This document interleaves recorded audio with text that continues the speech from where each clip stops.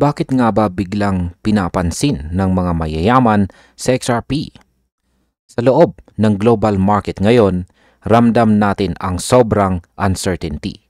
Pero may isang interesting shift na hindi po napapansin ng karamihan.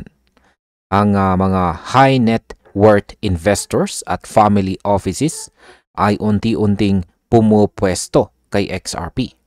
At ayon po mismo kay Jake Claver, mahigit 10,000 family offices ang nagmamanage ng $16 trillion worldwide. At ang nakakagulat, 4 trillion daw dito ay nakafocus ngayon sa crypto exposure. Hindi po ito hype.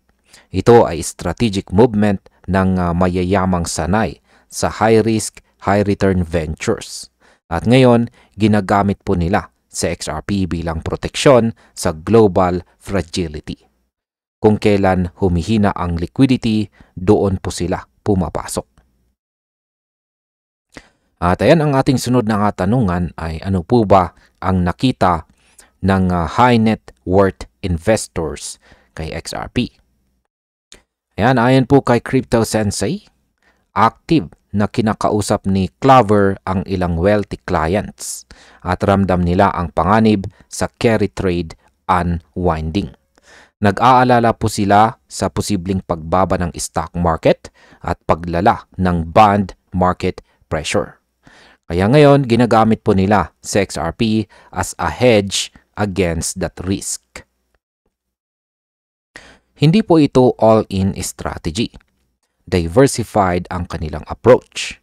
Si XRP, Bitcoin at iba pang mga digital assets. Ang kanilang logic ay simple lamang po, pero matalino. Kapag umuga ang trad market, kailangan po ng assets na mabilis, liquid at may clear utility. Dito po pumapasok si XRP bilang strategic defense. Ngayon ay paano po nagiging hedge si XRP sa mga malalaking portfolios? Ayan, malaking bagay po sa mga family office ang utility ni XRP bilang settlement asset dahil gumagana ito kahit mahina ang broader market. Nagiging paboritong defensive allocation para sa private wealth managers. Hindi po ito pump hype style. Ito po ay slow, steady at calculated inflow mula sa malaking capital. At tandaan, kapag family offices ang gumalaw, long-term horizons ang kanilang gamit. Kaya kada small allocation po nila, naglalagay ito ng firmer price floors, mas stable order books, at mas robust liquidity. Lalo na kapag may market shocks. Ito po ang klaseng demand na nakakapagpaiba ng market behavior. Ngayon ay bakit po ba iba ang epekto kapag mayayaman ang pumapasok? Kapag retail ang dahilan po ng rally, mabilis ang akyat. Mabilis din ang bagsak. Pero kapag family offices ang pumapasok, control po ang accumulation. Ito ang nagbi-build ng matibay na base sa ilalim or pundasyon sa ilalim. Ang institutional hedging demand ay naglilimita ng panic-driven dips. Kaya mas predictable po ang price action. Hindi ibig sabihin nito, hindi nabababa ang presyo. Pero nagiging localized ang drop at mas mabilis ang recovery. Ito po ang dahilan kung bakit nagiging calmer, cleaner, controlled ang XRP movement nitong mga huling linggo. Ngayon ay ano po ang dapat nating bantayan bilang mga retail traders?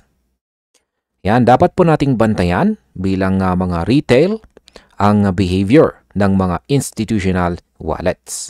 At bakit? Kasi sila ang nagbibigay ng long-term direction. Ang family office involvement naman ay indikasyon na hindi na hype-driven ang narrative ng XRP, kundi utility-driven na. Ibig sabihin kahit may macro stress, may kapit ang presyo dahil gumagamit po sila ng XRP bilang hedge. At kapag tumagal ang trend na ito, dadating po ang punto na magiging standard ang digital assets sa wealth management frameworks. Kapag nangyari po ito, si XRP ay may gain sustained demand, hindi po panandalian. Ngayon ay ano naman po ang sinasabi ng data tungkol sa XRP momentum? Hindi inaasahan ng mga eksperto na overnight explosion ang mangyayari. Pero inaasahan po nila ang gradual build-up ng institutional support. At ito ang nakikita natin, slow at saka disciplined buying. Ang mga bagong allocations mula sa wealthy clients ay nagdadrive or nagdudulot ng mas solid na price structure. Hindi po sila bumibili para mag-trade. Bumibili sila para mag-hedge at mag-diversify. Ang kanilang style ay parang paglalatag ng foundation kung saan ay unti-unti pero matibay. Ang bawat dagdag nila, lalong tumitibay ang floor o sahig kung saan umaalalay sa XRP.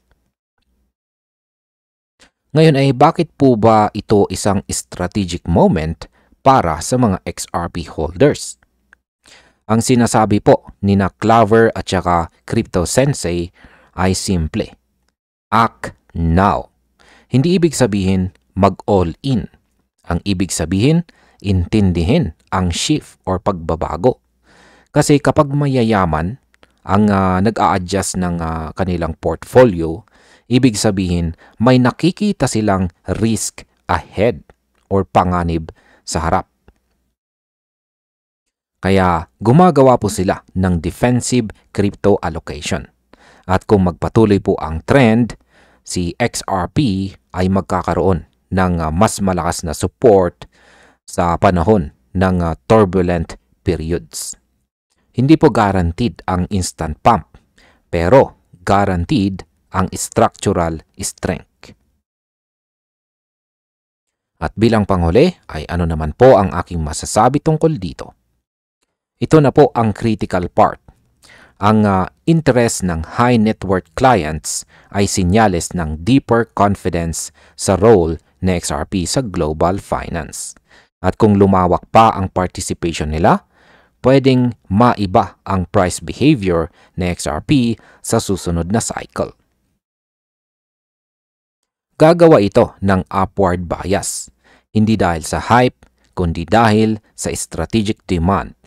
Sa mundo kung saan humihina ang stocks at saka bonds, kailangan po ng asset na may liquidity, utility at saka resilience.